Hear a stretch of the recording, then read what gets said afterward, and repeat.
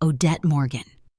65 years old, a quiet bookkeeper who has spent her life keeping other people's accounts balanced while my own sense of worth faded into the background. In the morning, my world shifted. I decided to visit my daughter-in-law without calling. I thought it would be a small kindness, a gentle gesture to bridge the distance between us. But when I turned the corner and saw my husband's black SUV parked in front of her house, the air inside the car thinned and something old and fragile inside me began to crack. The night before, I had finished knitting a blue wool scarf for Lena, my daughter-in-law. The yarn reminded me of the winter sky above our small town in Oregon. I wrapped it in brown paper and wrote her name with careful handwriting. I told myself she might smile, and for a moment, I allowed myself to believe I could still belong in my own family. After 40 years of putting others first, belonging felt like something I had to earn rather than something I already deserved. The drive across town felt familiar, the bakery with its chipped brick wall, the bare maple trees lining the sidewalk, the stoplight that always stayed red longer than necessary. Routine can trick a person into believing their life is steady simply because the streets look the same. I let that familiarity comfort me until I pulled up to the house and saw Owen's SUV sitting cold and motionless by the front steps. He had told me he was meeting a client across town. My breath caught in my chest, not in anger, but in disbelief. Numbers that never add up often reveal a hidden truth, and in that moment I felt the equation of my life shifting. I parked at the curb instead of the driveway. The blue scarf slid slightly across the seat, catching a shard of pale winter sunlight. For a moment, I sat still, listening to my heartbeat, louder than the ticking engine. I could have driven away and pretended none of it happened. My life had been built on silence, on stepping aside, on smoothing edges that cut me while keeping everyone else comfortable. But this time I opened the door. The cold air stung my face. A dog barked somewhere down the block. I held the wrapped scarf gently and walked toward the house. Warm yellow light spilled from the kitchen window across the frosted lawn. I was 2 steps from the porch when I heard Lena's laugh. It was soft, warm, and intimate in a way it never was in my presence.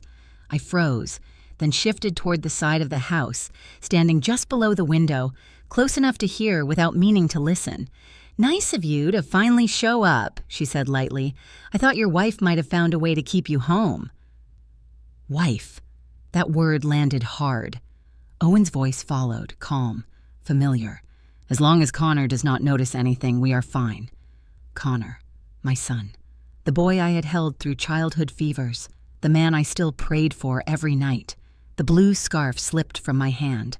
I heard it fall against the frozen grass. My legs felt hollow and weak. The marriage I thought I understood, the family I believed I was protecting by staying quiet, all trembled as if the foundation itself had shifted. Then Lena's tone sharpened. "Transfer the company ownership before he gets suspicious." Silence filled the kitchen for one heavy second. Owen spoke again. "Once her name is on the documents, Connor cannot touch anything. We do it now, before he asks questions. Her name." And I knew he did not mean mine. I turned away, not in weakness, but in something unfamiliar and fierce. I walked back to my car in complete silence, leaving the blue scarf behind in the frost.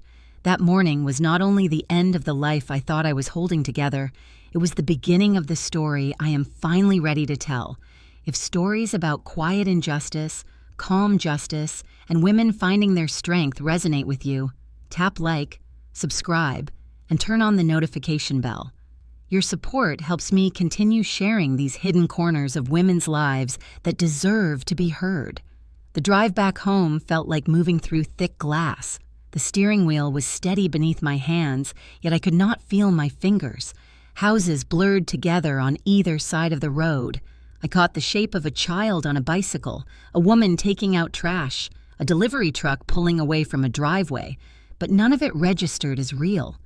My mind held only the sound of Owen's voice, quiet and certain, and Lena's laugh pressed against it like a seal confirming what I wished I had never heard. My chest tightened as if someone had turned a metal crank inside me. Snow dusted across the windshield in soft half-circles from the wipers. I should have turned the heater on higher, yet I stayed still and cold, letting the numbness settle. It felt easier than feeling anything that resembled pain. When I pulled into the driveway, I sat in the parked car for a moment longer. The house stood exactly where it had always stood. Cream siding, green shutters, the porch railing Owen said he would repair but never did. Yet it appeared different, unfamiliar in a way I could not explain. The windows reflected only the gray sky, no warmth inside, no sign of belonging. I stepped out, locking the car automatically, and walked toward the front door with mechanical movement. My key fit the lock the same as always, but when I pushed the door open, the sound of the hinges felt louder than usual, like an intrusion. The air carried the faint smell of pine cleaner, the same brand I had used for decades, yet even that felt foreign. I hung my coat on the hook by the entryway and stood still in the middle of the living room, unsure what to do next. I looked down at my hands, expecting to see the blue scarf, forgetting for a moment that it was lying in the frost outside Lena's kitchen window. I moved to the kitchen and filled a glass with water. The faucet hummed. The cabinet door clicked shut. The refrigerator motor buzzed, each sound sharper than it should have been. I lifted the glass but could not bring myself to drink. A small framed photo sat on the counter, one I rarely looked at anymore. It showed Owen, Connor, and me on a pier in California, sunlight bright on our faces. Connor was 17, grinning, his arm around my shoulder. Owen stood on my other side, his hand resting at my back.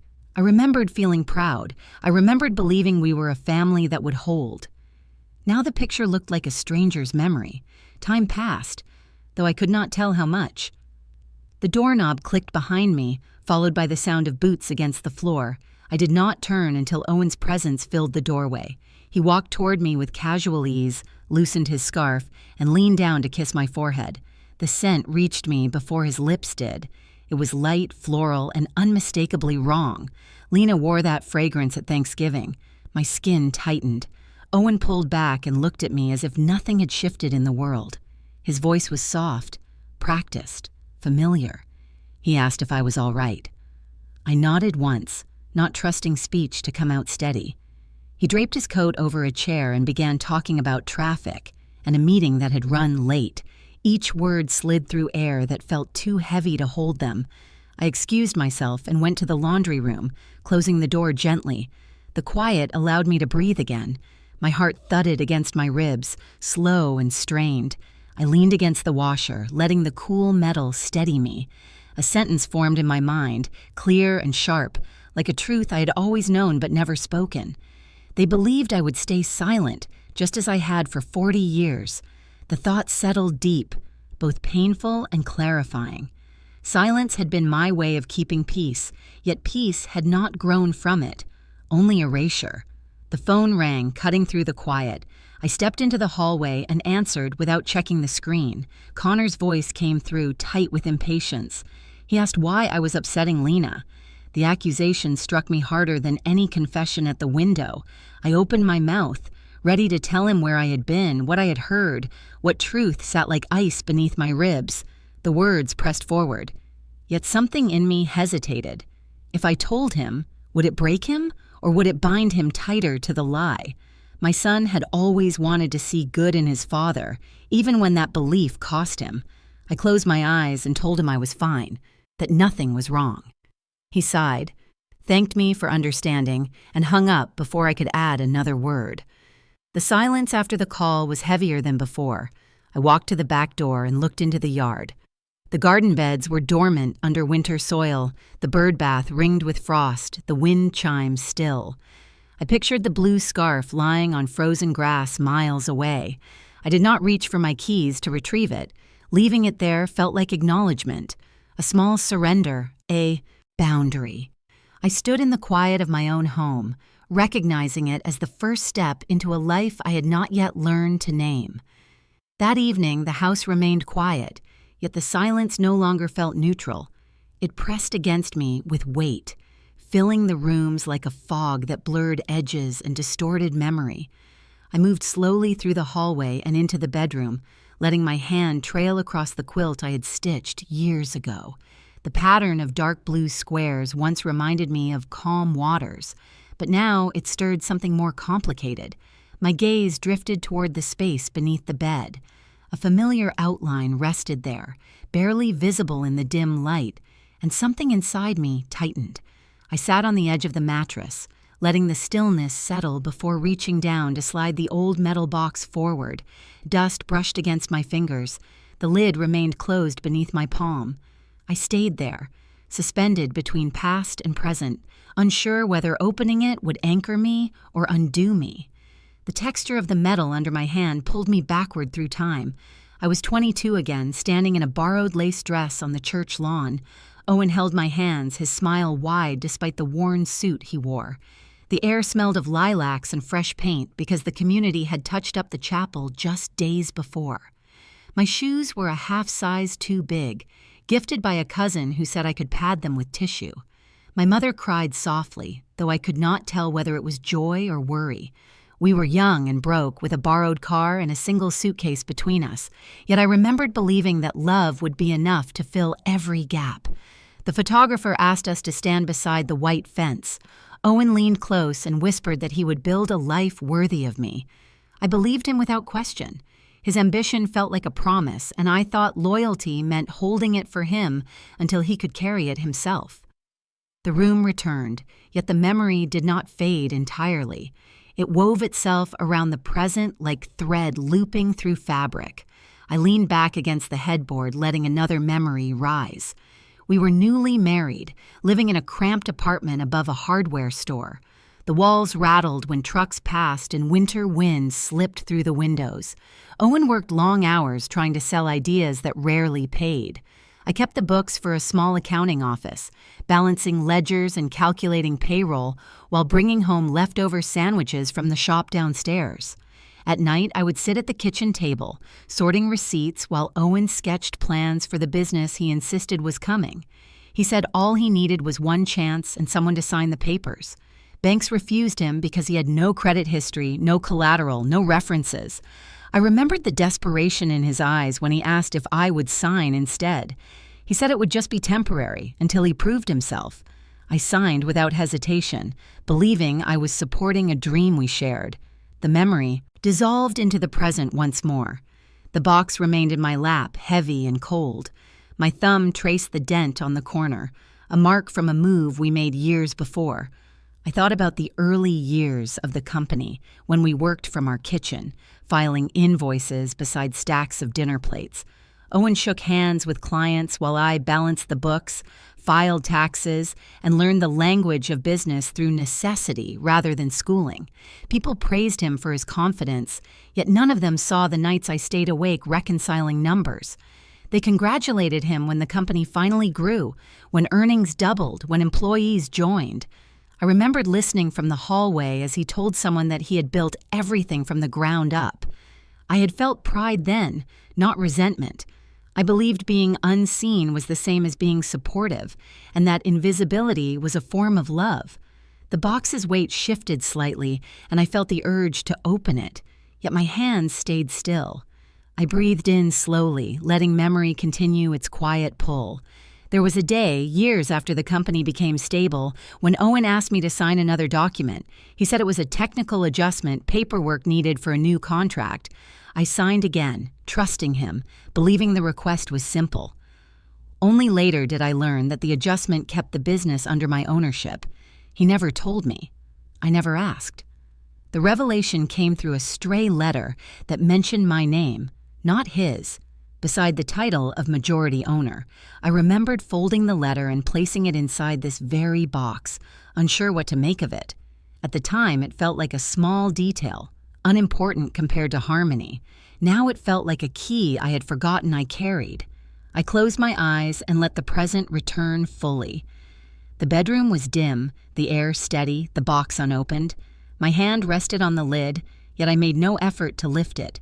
Something in me understood that opening it too soon would rush what needed to unfold slowly.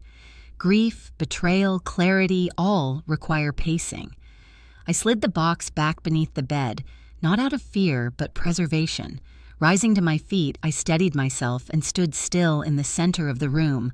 The past had not vanished. It had simply shifted shape, revealing edges I'd ignored. I turned off the light and walked toward the hallway, knowing the next step would not be silence, but something quieter and stronger. I woke before dawn, though I could not remember falling asleep. The room was dim and the air felt still, like the moment before a storm. I sat up slowly, pulling the quilt around my shoulders. My mind drifted toward the metal box beneath the bed, yet I did not reach for it. Instead, I listened to the quiet, noticing how loud it had become since truth entered my home. I stood and moved to the kitchen, filling the kettle and waiting for the burner to warm. The smell of tea usually comforted me, yet this morning it only reminded me that comfort had become a distant country. The house did not echo with movement from Owen. His boots were gone from the mat, his coat missing from the chair where he had left it. I walked past the entryway and saw that his car was not in the driveway. A familiar pattern, yet now it carried a different meaning. I returned to the kitchen table and wrapped my hands around the mug, letting heat settle into my palms. Outside, the street grew lighter, touched by the early wash of sunrise. I sat in that stillness, wondering when absence had become easier for him than presence. My phone buzzed once, sharp against the wood. The screen showed a message from Connor. He said he would not be home that night. He wrote that he was staying at Lena's because they needed family time. The words tightened something in my chest, not because he stayed there, but because he did not consider that I might need him too. I typed a short reply telling him to take care of himself, then placed the phone face down. The mug trembled slightly beneath my fingers. I had spent years believing that love meant asking for nothing. Now I wondered if that belief had taught my son that I required nothing at all. The day unfolded slowly. I washed dishes that were already clean. I folded towels that did not need folding. I rearranged books on the shelf in an order that made no difference. Each task felt like a way to keep my hands moving so my thoughts would not overtake me. Afternoon light stretched across the living room floor. The house remained silent, yet no longer peaceful. It felt like a waiting room for a conversation that might never be spoken. Evening darkened the windows when my phone lit again. This time the message was from Lena. My breath stilled before I opened it. Her words appeared sharp against the screen. She wrote that I should give Owen space. She said he deserved someone who understood him. She told me not to interfere with his schedule or his needs. She ended by telling me not to unsettle Connor. The sentence throbbed in my mind. I read it twice. Not because I doubted it, but because it struck in a place that had been tender for years. My thumb hovered over the keyboard, yet no words formed. Silence rose within me. Not weak or frightened, but steady. I set the phone down and stepped away from the table. My heartbeat slowed, not from calm, but clarity. The house lights reflected faintly in the glass of the back door. I looked out into the yard and pictured the blue scarf lying in the frost miles away. The image pierced me, not because of the scarf itself, but because I had offered something gentle and received betrayal in return. I stood with my hand resting lightly against the door frame, letting the quiet speak for me. The kettle whistled softly behind me, yet I did not move to silence it. I walked to the living room and sat in the armchair near the window. The fabric had faded from the sun, worn smooth by years of reading and waiting. I closed my eyes and inhaled slowly. I could hear the distant hum of a passing car, the rustle of branches outside, the refrigerator cycling in the kitchen. Ordinary sounds, yet each one carried a different tone now. They marked a threshold, a shift from the life I had known to the one unfolding without my permission. Night settled fully. I turned off the lights and let the darkness rest around me. My phone remained untouched on the kitchen table, screen dark. I did not respond to Lena. I did not call Connor. I did not ask Owen when he would return. Silence became my stance, not a retreat. I moved through the hallway and paused at the bedroom door. The metal box lay beneath the bed, still unopened, yet no longer forgotten. It waited with a patience that matched my own. I lay down and pulled the quilt to my chin. The pillow smelled faintly of lavender, a scent I used to soothe myself. I breathed in and let my body settle. A sentence formed in my mind, steady and true. They believed I would stay silent out of fear. They did not understand that silence can also be a decision, a boundary, a beginning. My eyes closed without tension. I did not fall asleep quickly, yet I rested with the knowledge that the next shift was already taking shape. Morning light crept through the blinds, casting pale stripes across the floor. I woke with a sense of heaviness, yet also with a strange clarity. The house was quiet again, but the quiet no longer felt like a void. It felt like a door waiting to be opened. I sat up slowly and placed my feet on the floor, letting the cool wood steady me.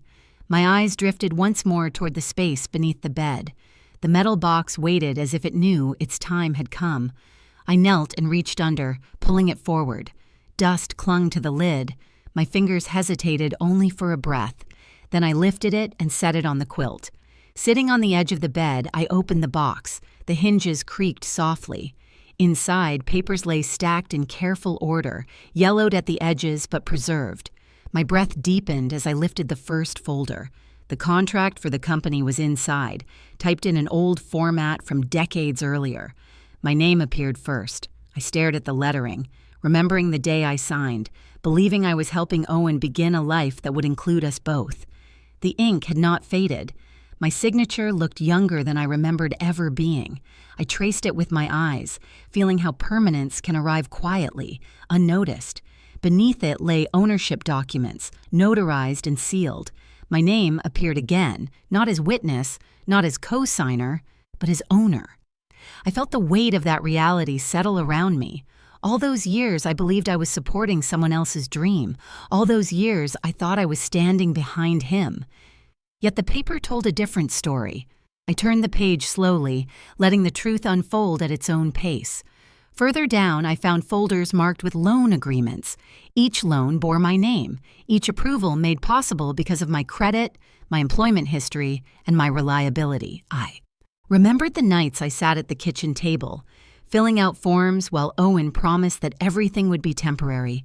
I remembered believing him, not because I was naive, but because I loved him. Love can make responsibility feel like devotion. I had never considered what would happen if devotion was not returned.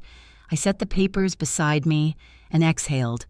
The room felt different now, as if air had shifted direction. A realization rose with slow certainty.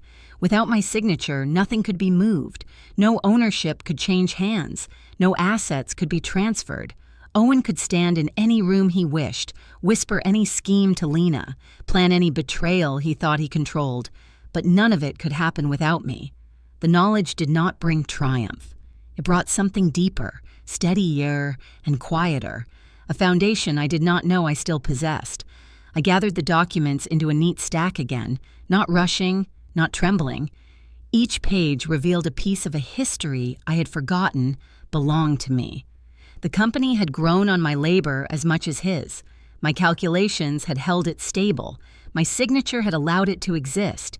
Yet I had stepped aside again and again, letting myself fade so others could shine. Now, sitting on the bed with the papers spread before me, I understood something I had never allowed myself to see. The light shifted across the quilt as the morning brightened. I placed the contracts back into the box, not closing it yet. My reflection caught faintly in the dresser mirror. I looked older than I felt, yet stronger than I had ever allowed myself to believe.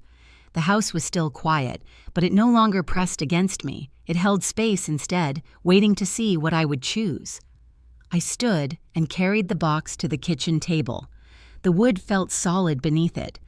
I sat and read through each page again, slower this time, letting the truth settle into my bones. My hand steadied with every line. The kettle warmed on the stove, filling the air with a soft hum. I poured tea and held the cup in both hands, grounding myself in the warmth. A sentence formed within me, not rushed, not loud, but certain. I spoke it aloud, letting the room hear it. I said that the only thing I had left was the one thing they needed most. The words lingered, measured, and quiet. The truth did not need to roar. It only needed to be recognized. I closed the box with care and placed it on the counter, no longer hidden, no longer forgotten. The days stretched before me, not heavy now, but open. I felt a shift within myself, not dramatic, but undeniable. Silence had protected others for years. Now it would protect me. The next morning unfolded with a sense of purpose I had not felt in years. The metal box sat on the counter, no longer tucked away, no longer part of a forgotten chapter. I ate a quiet breakfast and watched steam rise from my cup, knowing that clarity demanded action. I needed someone who understood numbers, contracts, and the quiet places where truth hides. One name rose to the surface of my mind with steady certainty: Iris. I reached for my phone and dialed her number, unsure whether she would answer after so much time. The line rang twice. Then her voice came through, warm and familiar. She recognized me immediately and agreed to visit without hesitation. An hour later, the doorbell sounded. I opened the door, and there she stood. Iris Winters, 62 years old, her gray hair tucked neatly behind one ear and a leather folder tucked beneath her arm. She stepped inside with a calm presence that filled the room. We had worked side by side during the early years of the company, long before it grew into something larger. She saw the exhaustion I carried back then, and she saw how Owen accepted praise while the work rested heavily on both our shoulders. She was the first to warn me. She once told me that he would forget the hands that lifted him. At the time, I brushed it aside, believing her caution was misplaced. She had not been wrong. We sat at the kitchen table. I placed the metal box between us. She looked at it with a knowing expression before opening it carefully. She leafed through the documents, her eyes scanning with practiced precision. She asked a few direct questions. I answered each one slowly, feeling the truth solidify with every exchange. She paused when she saw the ownership documents and looked up at me. She told me that Owen could not transfer assets or restructure ownership without my signature. She said it clearly, with no embellishment, letting the weight of the information land exactly where it needed to. I felt a slow exhale leave my body, like tension releasing from a place I had held tight for years. She continued reviewing the papers, stacking them into organized piles. Her movements were efficient and respectful, as if handling something sacred. When she reached the loan agreements, she shook her head gently. She said that the company would never have existed without my financial foundation. She said it was not simply support, but investment. I listened, letting the words settle in places that had never been acknowledged. The kettle hummed on the stove, and I poured tea for both of us. She wrapped her hands around the mug and looked at me with an expression I had not seen in years: recognition. She leaned back slightly and spoke with a steady voice. She said that people like us were often treated like tools until our usefulness was taken for granted. Then she said something that reached deeply into the quiet parts of me. She said that we were treated like something old and replaceable until the day they realized we were the structure holding everything in place. The sentence resonated through the room. It felt like truth spoken aloud after years of silence. I nodded slowly, unable to speak for a moment. The words landed with clarity and sorrow and strength all at once. We spent the next hour reviewing next steps. She explained the protections the documents gave me. She outlined what Owen might attempt and how those attempts would fail without my consent. She told me that knowledge was power, but timing was strategy. I listened and understood that this was not about retaliation. It was about reclaiming ground that had always been mine. She emphasized calm. She emphasized patience. She emphasized dignity. These were qualities I already carried, yet now they took on new meaning. When she finished, she placed her hand over mine in a gesture that spoke of shared history. She told me she had once felt discarded, overlooked, and erased after being pushed out of the company.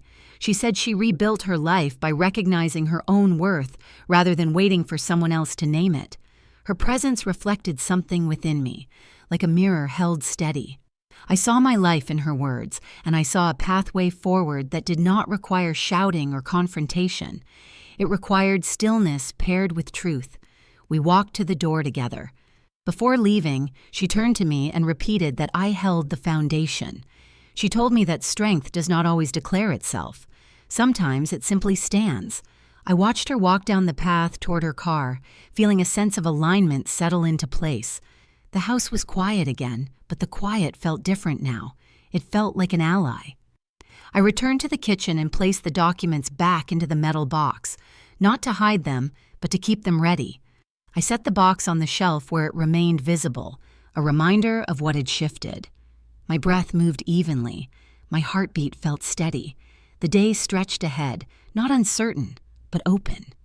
After Iris left, the house felt steadier, as though the walls themselves acknowledged that truth had finally been spoken aloud. The metal box remained in plain sight, its presence no longer heavy, but purposeful. That afternoon, Iris returned with her laptop and a stack of organized notes. We sat at the kitchen table, the same place where Owen and I once planned dinners and budgets. Now it has become a place of quiet investigation. She opened her laptop and asked me to log in to the old shared email account the company once used. My fingers hesitated before typing the password, yet the motion felt necessary. The inbox loaded, filled with years of correspondence, archived messages, and account notifications. Iris guided the search with precision. She filtered financial keywords, invoice markers, and transfer notifications. Within minutes, messages surfaced showing funds being routed to a secondary business name. The name was unfamiliar to me, yet Iris narrowed her eyes and clicked an attachment. The registration document appeared. The listed owner was Lena. My breath stilled as I stared at the screen. The company Owen claimed was expanding was actually being funneled into a shell organization tied to my daughter-in-law. Iris took notes, her handwriting neat and controlled. She pointed out that the transfers were structured in amounts small enough to avoid detection by automated flags. It was deliberate, strategic, and secretive. We continued searching. Another thread of emails revealed internal discussions between Owen and a financial advisor. They referenced shifting assets under the guise of succession planning. The language was professional, yet the intention was unmistakable. The advisor emphasized that the transfer could be expedited once Connor's name was removed as beneficiary. I felt a cold pressure in my chest, not from shock, but from recognition. They were planning to take everything, even from the son who defended them without question. Iris's jaw tightened. She said that betrayal often begins long before anyone notices. We moved deeper into the records. A spreadsheet surfaced showing projected reallocations. One column labeled personal retention contained an account number unfamiliar to me. Iris typed it into a search field, linking it to an account opened under Connor's information, but managed by a third party. She explained that this setup would allow the assets to appear as though they were being held for him, while actually granting access to someone else entirely. I felt my hands tighten around the edge of the table. The betrayal expanded beyond marriage and into motherhood. Iris looked at me and said that knowledge like this could break a person or build them. I straightened my back and continued reading. Then came the detail that shifted the air in the room. A receipt appeared for a luxury watch, charged to the company card. The note field listed it as a gift for a client. Another receipt showed a reservation for a private tasting dinner, again marked as a client expense. The pattern repeated: high-end perfume, designer cufflinks, weekend retreat accommodations, each labeled as business hospitality. Yet none of the names recorded matched any clients I recognized from the earlier years. The implication sat quietly between us. Iris did not voice it. I did not ask her to. The silence acknowledged what the receipt suggested without needing to state it. The audience would understand. The community would react. The truth remained within boundaries that protected dignity. We continued cataloging. Each file became part of a growing map connecting decisions, intentions, and hidden strategies. The investigation did not feel like revenge. It felt like clarity unfolding at its own pace. I noticed how calm my breathing had become. My heartbeat remained steady.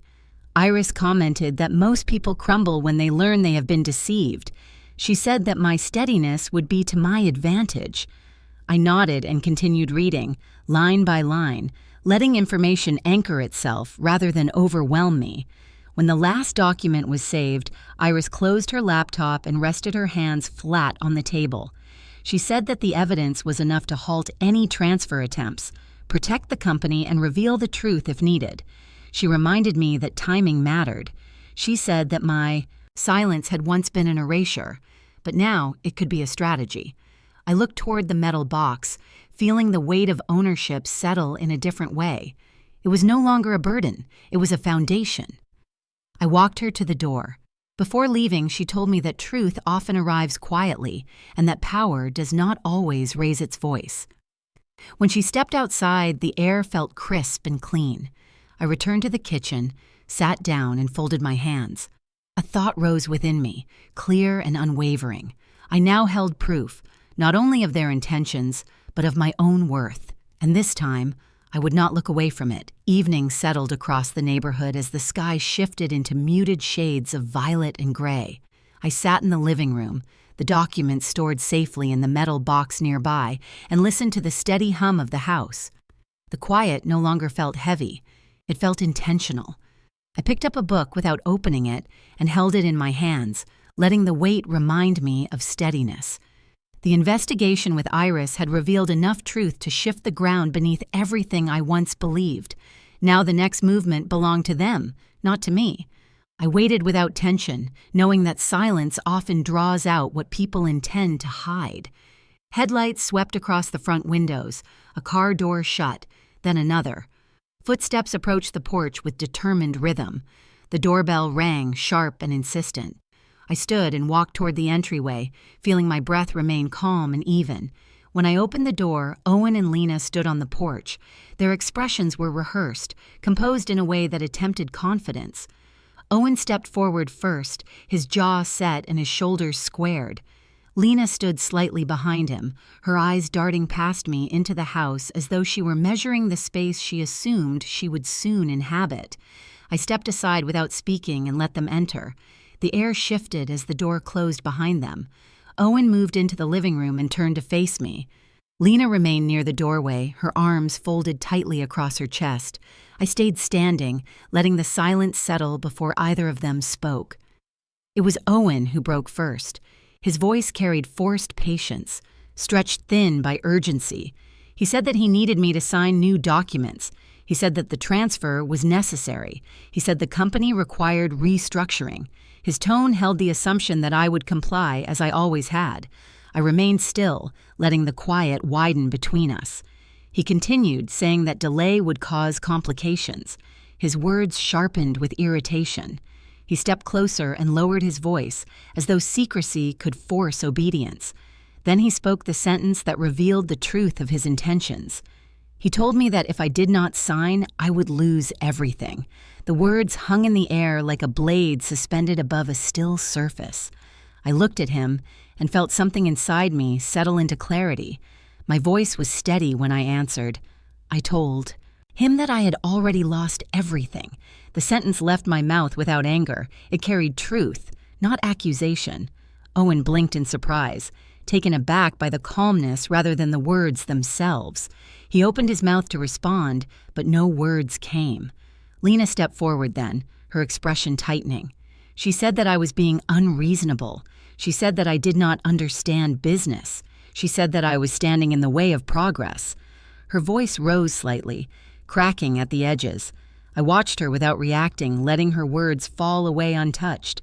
She looked toward Owen for reinforcement, but he remained silent, still processing the answer I had given him. I turned and walked toward the front door. My steps were measured, not hurried. I reached for the doorknob and opened it, letting the night air drift inside. I did not raise my voice. I did not explain myself. I did not defend my position. I simply stood with the door open, allowing silence to speak in my place. Owen hesitated, looking at me with confusion and something resembling disbelief. Lena moved toward the exit with a sharp breath, muttering under her breath, yet unable to mask the sting of dismissal. Owen paused beside me before stepping outside. His eyes searched my face, looking for the version of me he had depended on, the one who smoothed tensions, erased discomfort, and yielded before conflict. That version no longer existed. He walked out without another word, and I closed the door gently after him. The latch clicked softly, sealing the boundary between the life I had lived and the one I was entering. I stood with my hand against the wood for a moment, letting the stillness settle around me. The house held warmth rather than emptiness. My breath moved evenly. My shoulders felt lighter. I walked back to the living room and sat down, the book still resting where I had left it. I did not open it. I simply allowed myself to exist in the quiet without apology. Outside, their car engine started. The sound faded down the street. The night returned to stillness. I leaned back in the chair and felt a steady certainty anchor itself within me. Silence no longer felt like erasure. It felt like strength. It felt like a door closing at the exact moment it needed to close. And for the first time in many years, I felt the shape of my own life returning to me without permission from anyone else. The morning after Owen and Lena left my house, the light filtered through the curtains in a softer hue than usual. I sat at the kitchen table with a cup of tea warming my hands, letting silence settle into a calm rhythm. The metal box rested on the counter, its presence no longer intimidating. I felt no urgency and no fear. Instead, there was a quiet assurance that the truth had already begun shaping its own path. I did not need to force anything. I simply needed to hold still and allow what was hidden to surface in its own time. Late in the afternoon, I heard the familiar sound of a key turning in the door. Connor stepped inside, brushing snow from his shoulders. His expression looked tired, but not in the usual way. He hesitated before greeting me, as though words felt unfamiliar in his mouth. He asked whether I had eaten and offered to cook something simple. I nodded, sensing a shift in his tone. He moved through the kitchen quietly, opening cabinets and placing ingredients on the counter. His movements were slower than usual, distracted. I watched him without questioning, allowing the silence to stay gentle rather than pressing. While searching the drawer for a spatula, he found a stack of unopened mail. He thumbed through the envelopes and paused at one addressed to the company. Something in his posture tightened. He set it aside and reached for his phone, checking a notification that made his brow crease. He opened an email and stared at the screen longer than necessary. His breath caught slightly. Then he read aloud without realizing the words had slipped past his lips. The message said that they needed to move the money before he noticed. The sentence hung in the air like a bell struck in a cathedral, resonating through the quiet. He lowered the phone slowly and looked at me, confusion clouding his features. He asked what the email meant. I held his gaze with calm steadiness. I did not rush to explain. I did not reveal the documents, the transfers, or the shell company. I simply asked him what he thought it meant. His eyes moved back to the screen, reading the sentence again, searching for an interpretation that would protect the image he held of his father and his wife. I watched the struggle cross his face, a mixture of disbelief and dawning awareness. He sank into the chair across from me, holding the phone loosely in his hand. He asked whether I knew anything about it. My breath stayed even. I told him that sometimes people reveal themselves without being confronted. I told him that truth has a way of rising when the ground beneath it shifts. He looked at me with a mixture of fear and realization. He asked whether his father could be involved. I did not answer directly. I asked him whether the words sounded like something a stranger would write about him.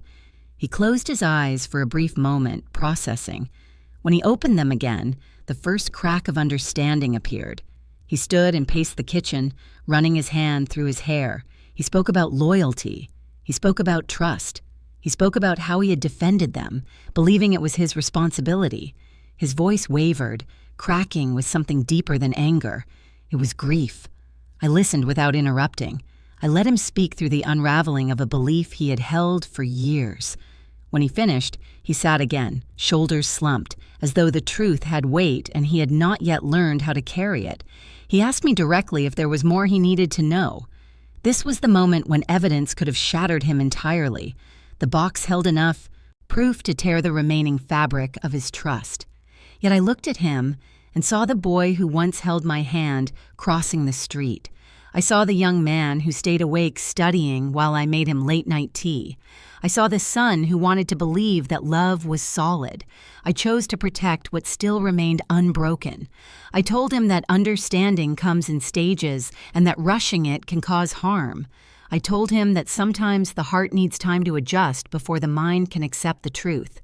He nodded slowly, absorbing the words. He did not press further. Instead, he asked if he could stay the night. His voice was quiet, carrying a tone I had not heard since he was young. I told him he could, and I set a blanket on the couch while he stood silently nearby. Later, as the house settled into nighttime stillness, I watched him fall asleep with the phone still in his hand. His breathing steadied, but his brow remained furrowed. I whispered a thought only to myself. Protecting him did not mean hiding the truth forever. It meant letting it arrive gently, without crushing what was still healing. I walked to my room, knowing that the next step would unfold without force and without fear. The next morning, Connor woke before I did. I heard the sound of him pacing softly in the living room, the floorboards creaking under his steps. When I entered, he looked up with eyes that carried questions he was not yet ready to voice. He said he needed some air and stepped outside without finishing his sentence. I watched him from the doorway, recognizing that he was standing at the edge of understanding, trying to steady himself. I did not follow. I allowed him space to breathe. Within an hour, he returned with a quiet resolve and told me that Owen had asked him to accompany him to a legal hearing regarding the company. His voice trembled slightly as he asked if I would come. I nodded, feeling a calm certainty settle into place. We drove in silence. The courthouse stood tall and cold against the winter sky. Inside, the hallways echoed with muted footsteps and distant conversation. We entered a conference room where Owen and Lena sat with a firm set to their posture. Papers were neatly arranged before them, and their attorney sat nearby with an expression practiced in confidence. Connor sat beside me, his jaw tense. I folded my hands softly in my lap. The room felt heavy, yet I breathed evenly, letting the stillness anchor me. The proceedings began with formal language. Owen spoke about restructuring, succession, and the need for signatures. His tone projected authority, yet beneath it I sensed strain. The attorney explained that the company required updated ownership documents to move forward with planned financial transitions. The implication was clear, yet I did not react. I listened with quiet attention, allowing their urgency to reveal itself. Connor glanced at me, waiting for a signal. I offered none. This was a moment meant to unfold without force. The attorney slid a stack of papers toward me. Owen leaned forward and spoke in a firm voice, stating that I needed to sign. His eyes held expectation, impatience, and a flicker of panic. Before I responded, Lena reached for the papers and pointed to a line at the bottom of the page. Her voice rose sharply as she insisted that the company could not afford delay. She emphasized that everything depended on my cooperation. Her words cracked, revealing the edge beneath her polished tone. Then, without warning, she lost control of her composure. She turned toward Connor and raised her voice at him instead. She said that he had promised she would sign. She shouted that I needed them. Her voice echoed against the walls. She declared that I could not manage anything on my own. Her final sentence cut sharply through the air. She said that he told her his mother would sign because his mother needed them. The room fell into sudden silence. Even the attorney froze. Connor stared at her, stunned. His face shifted with realization, betrayal, and disbelief. Owen looked away, unable to meet his son's eyes. The silence in the room deepened, filling every corner. I felt no anger, only a calm certainty that the truth had revealed itself without my intervention. I took a slow breath and placed my hand gently on the untouched papers. Then I slid them back across the table.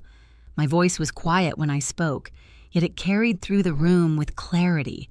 I said that I did not need them. The words settled like a final stone placed precisely where it belonged. Owen's face drained of color. Lena stepped back, her breath shaking. The attorney blinked, unsure how to proceed. Connor remained still, looking at me with something new in his eyes. It was not a pity. It was recognition. I stood slowly, smoothing the front of my coat. I thanked the facilitator for their time, then turned toward the door. Connor rose beside me, choosing without being asked.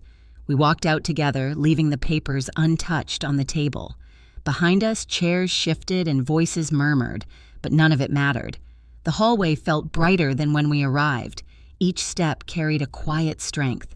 Outside, the cold air brushed against my face. Connor exhaled a long breath, releasing something heavy he had been holding. He apologized, not for a single action, but for years of believing what was easiest rather than what was true. I placed my hand gently on his arm and told him that understanding takes time. He nodded and stayed beside me, not as a child needing comfort, but as a man learning to see clearly. We walked toward the car without speaking. Silence no longer felt like a wound. It felt like resolution, like a door closing with dignity rather than force. As we drove away, the courthouse shrank in the rearview mirror, and the road ahead opened wide. The days following the hearing carried a quiet shift that spread through my life like a slow, turning tide. I returned home with a sense of steadiness, knowing that the moment of declaration had been enough. I did not contact anyone. I did not ask for updates. I simply lived with a calm routine, trusting that truth had already taken its place in the world.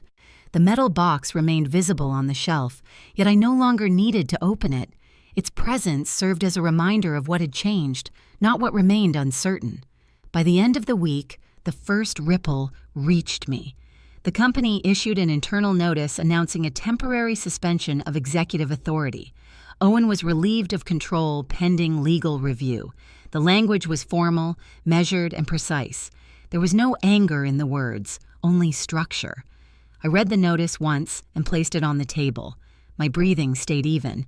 The man who once insisted the company existed because of him now stood outside the decisions being made within it. The next development arrived in the form of a certified letter. The board had frozen all financial accounts connected to the corporation until ownership verification could be completed. The letter emphasized compliance with state regulations. Again, no hostility, only procedure. I set the envelope beside the first notice and continued washing the dishes. The running water felt grounding, as though each plate returned clean and simple to the rack. Control was no longer his. It did not need to be mine. It simply returned to neutrality. Later that afternoon, while folding laundry, I received a message from a former employee. She wrote that Lena's name had been removed from all corporate filings. The explanation given was that she had no legal standing in matters of ownership or financial authority. The wording was concise and unemotional. I folded a towel and placed it neatly on the stack. The woman who once stepped into rooms as though they belonged to her now found herself erased from the documents she assumed she would one day command. 2 days later, the shift extended beyond the company walls. A neighbor knocked on my door holding a copy of the local newspaper. She said she thought I might want to see it. The headline sat in bold letters across the top. It referenced a corporate investigation into unauthorized restructuring attempts and breach of fiduciary protocols. The article did not mention my name, yet it cited that the legal owner had declined to sign. Owen's photograph accompanied the article, taken at a community event years earlier. His expression appeared confident, though the context now contradicted it. The reporting remained factual, citing statements from regulatory offices and quotes from anonymous staff members. I thanked my neighbor and closed the door gently. I set the paper on the counter without unfolding it further. As the news spread, the phone began ringing. Some calls came from old acquaintances wanting clarification. Some came from distant relatives, asking whether I was all right. I let each call go unanswered. Silence remained my choice, not from avoidance, but from knowing that explanation was unnecessary. The truth existed without my voice and stood firmly on its own. I sat in the armchair by the window and watched snow drift across the street, feeling a quiet sense of completion rather than triumph. Connor returned that evening, his expression subdued yet clearer than before. He said he heard about the investigation at work. He said people were talking, not with scandal, but with surprise. He asked if I had known it would unfold this way. I told him that truth often reveals itself when pressure is applied. He nodded slowly, processing the idea. He did not ask for details. He did not ask for justification. Instead, he sat beside me in silence. We remained there, sharing a quiet that felt like healing rather than distance. The following morning, I opened the back door and stepped outside. The air carried a crisp stillness. Frost glimmered across the grass. I looked toward the garden and noticed the first signs of new growth beneath the soil, subtle but present. Life continued without needing permission. I wrapped my coat tighter and stood beneath the pale sunlight. My thoughts held no bitterness. They held no longing for reversal or apology. The consequences had arrived through channels that did not require my hand. When I returned inside, I placed a fresh kettle on the stove and let the warmth fill the kitchen. The house felt lighter than before.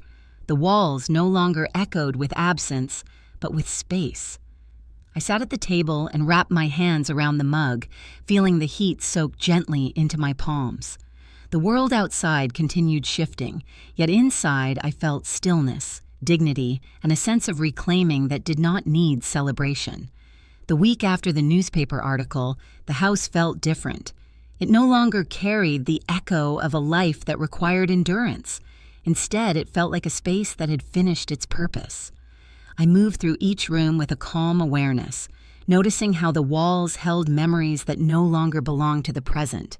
The dining table where holiday meals once gathered warmth now felt like a monument to a version of myself I had outgrown. I stood in the doorway of the living room and let the quiet settle, recognizing that staying would mean holding on to a life that had already ended. The decision arrived gently and without struggle. It was time to leave. I contacted a realtor and arranged a valuation. She walked through the house with professional focus, pointing out features that buyers might appreciate. I listened without attachment. She asked how soon I planned to move.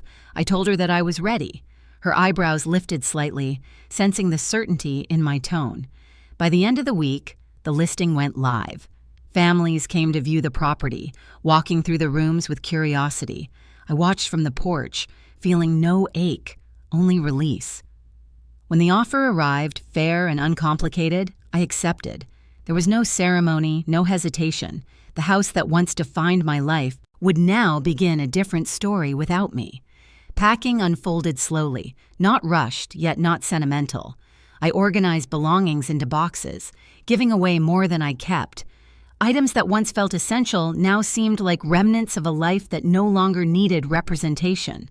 I wrapped the framed photograph of Connor at 17, knowing it still held meaning. I placed my books into crates, feeling the familiar weight of their spines. When I reached the knitting basket, I paused. Inside lay a new scarf, nearly finished, made of soft sea green wool. I picked it up and held it in my hands.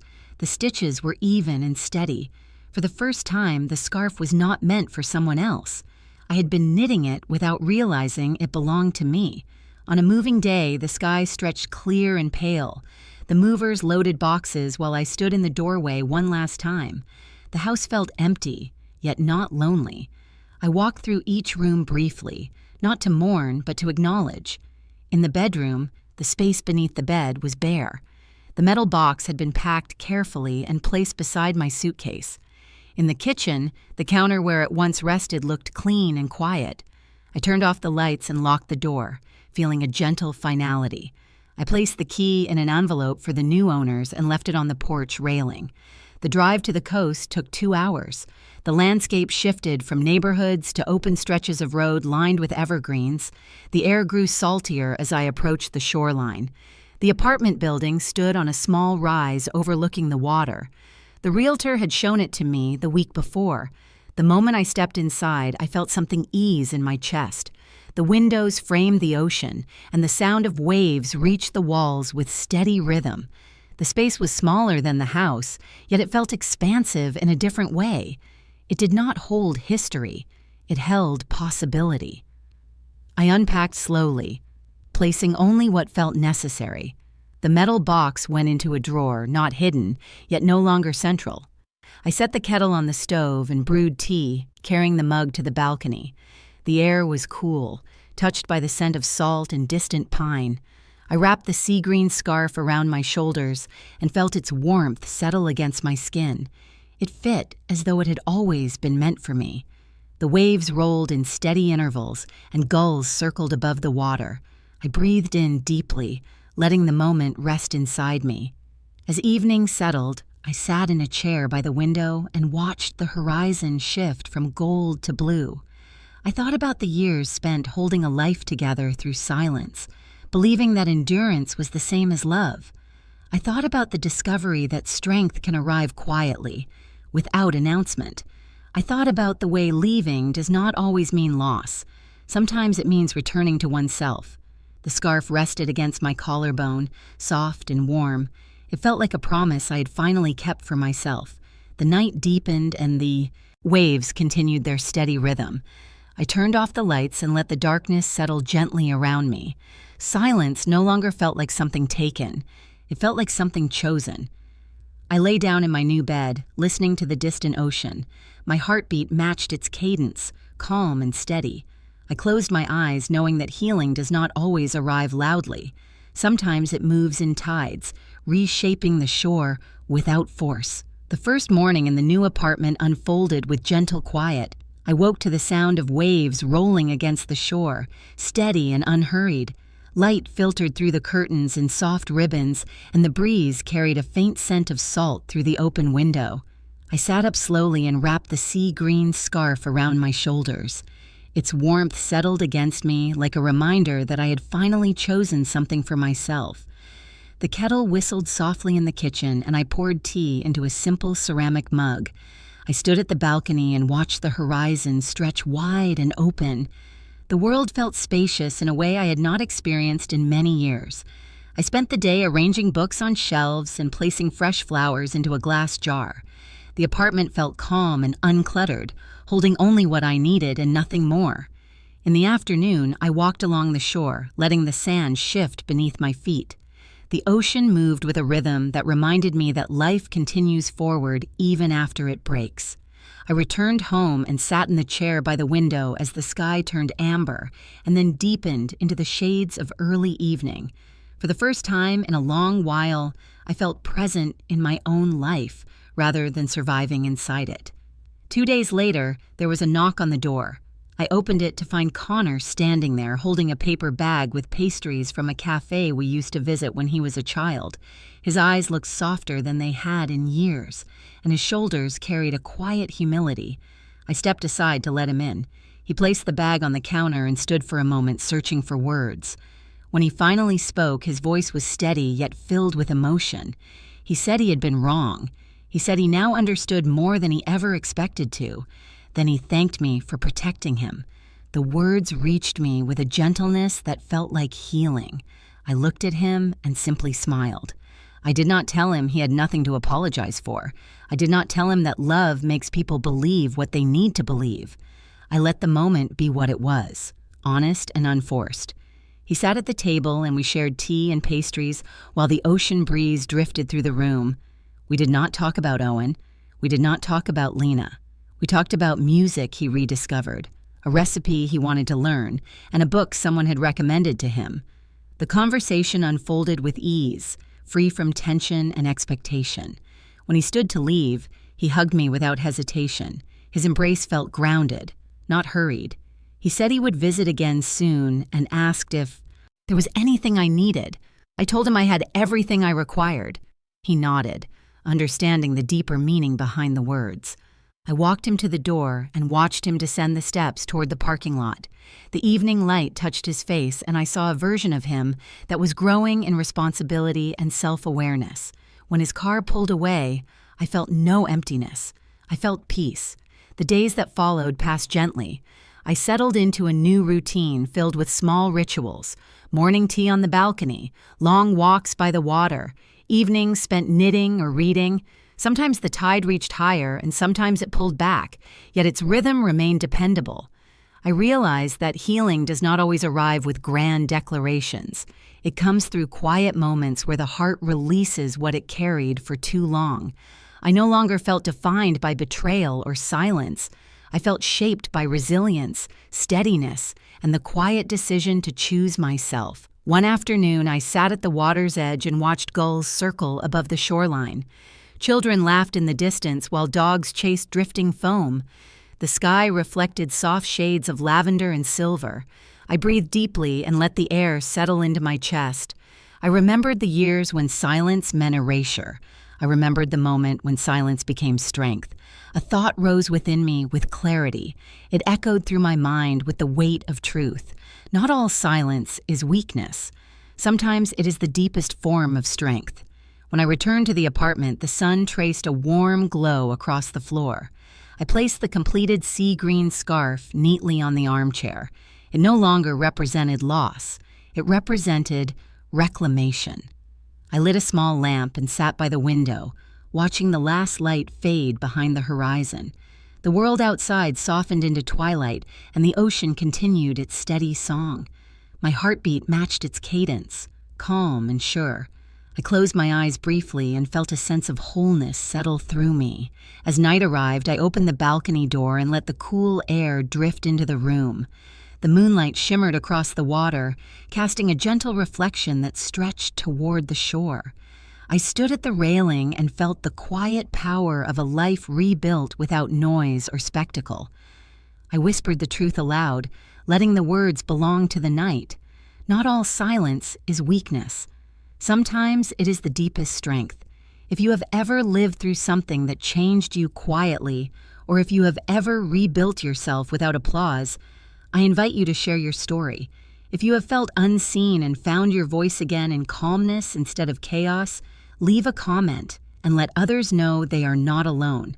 Your experience may be the reflection someone else needs. Your voice may help another person remember their worth. And if this story has touched you, consider liking, subscribing, and staying with us for more stories that honor strength in its quietest form.